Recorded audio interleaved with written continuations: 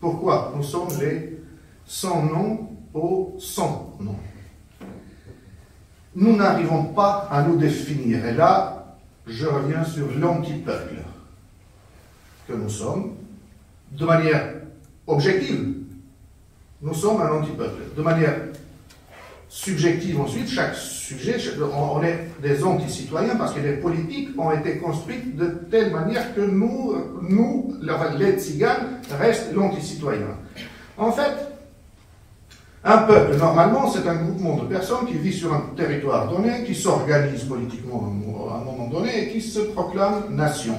Mais nous n'avons pas eu d'organisation politique au sens s'organiser, pas au sens structurel, qui maintiennent tout ça, qui nourrissent tout ça, ou qui décident que finalement, les gitans c'est une chose, les Montrouges c'est une chose, les Roms c'est une autre chose.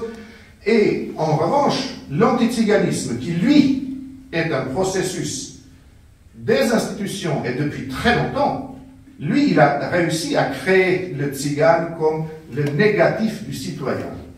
Et si aujourd'hui on parle de la nécessité de participation des premiers concernés, par exemple, de l'égalité et de l'inclusion de ces personnes que je suis obligé de l'appeler les sans-noms en sans-nom, il faut donc une déstigmatisation de chacune de ces identités-là, et enfin, c'est là où on peut ensuite partir sur un objectif politique commun et universaliste, pour le coup. C'est que on peut, à partir de cette déconstruction et de cette déstigmatisation, partir sur la reconstruction d'une citoyenneté qui respecte les appartenances diverses telles qu'elles sont ressenties, parce que c'est ces identités-là, en fait, qui constituent la vraie richesse de nos sociétés.